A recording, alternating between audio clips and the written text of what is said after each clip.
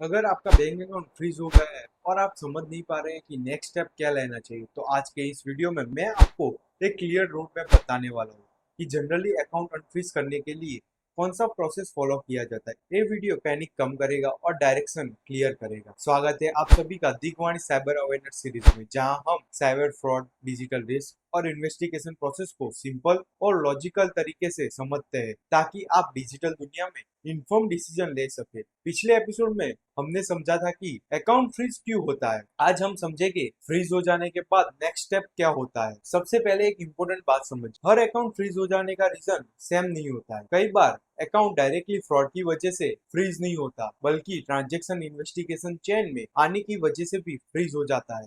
जैसे UPI fraud transaction chain, मिल account suspicion, unknown suspicious income transfer, cyber complaint link investigation या unusual transaction monitoring pattern हो सकते हैं। सबसे पहला स्टेप होता है आइडेंटिफाई करना कि अकाउंट फ्रीज किस रीजन से हुआ है। कई बार अकाउंट बैंक के इंटरनल मॉनिटरिंग सिस्टम की वजह से टेम्पररी रिस्ट्रिक्ट हो जाता है, और कभी कभी साइबर पुलिस इन्वेस्टिगेशन रिक्वेस्ट की वजह से भी अकाउंट फ्रीज हो सकता है। ये डिफरेंस समझना इम्पोर्टेंट होता है, क्योंकि इस बेसिस पर नेक्स्ट प्रोसेस डिसाइड होता है।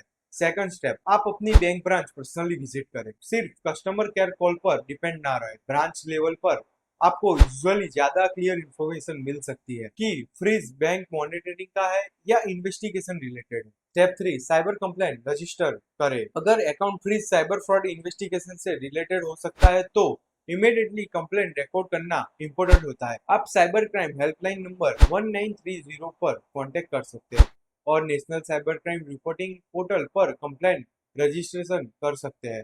कंप्लेंट रजिस्ट्रेशन करना जरूरी होता है, क्योंकि इससे आपकी कंप्लेंट ऑफिशियली सिस्टम में रिकॉर्ड हो जाती है। नेक्स्ट स्टेप होता है रिक्वायर्ड डॉक्यूमेंट प्रिपेयर करना। जनरली रिक्वायर्ड डॉक्यूमेंट क्या हो सकते हैं, जैसे कि ID proof, bank statements, transaction explanation, source of funds clarification. ये डॉक्यूमेंट इन्वेस्टिगेशन प्रोसेस को फास्ट करने में हेल्प करता है। और एक इम्पोर्टेंट पांचवा स्टेप जो लोग अक्सर मिस कर देते हैं, रिटर्न रिप्रेजेंटेशन सबमिट करना।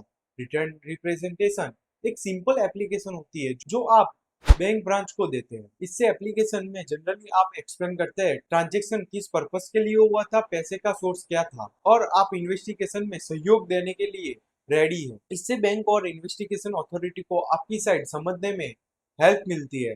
बहुत केस में ये स्टेप प्रोसेस को स्ट्रक्चर बना देता है। ये समझना भी जरूरी है कि हर अकाउंट फ्रीज केस अलग होता है। कुछ केसेस कंप्लायंस रिलेटेड होते हैं और कुछ इन्वेस्टिगेशन रिलेटेड भी हो सकते हैं। कॉम्प्लेक्स सिचुएशन में प्रॉपर लीगल गाइडेंस लेना जरूरी होता है। अगले एपिसोड में हम एक इम्पोर्टेंट सिचुएशन कंपेयर करके समझेंगे। अगर आप साइबर फ्रॉड के विक्टिम हैं और कंप्लेंट कर रहे हैं, तो आपको कौन से स्टेप लेने चाहिए। और अगर किसी इन्वेस्टिगेशन ट्रांजेक्शन चेन की वजह से आपका अकाउंट फ्रीज हो जाता है और आप एक्यूज पोजीशन में आ जाते हैं, तो उस सिचुएशन में क्या करना चाहिए। मैं हूँ ध्रुवील व्यास और आप देख रहे हैं Digvani, voice of all directions, because every voice deserve to be heard.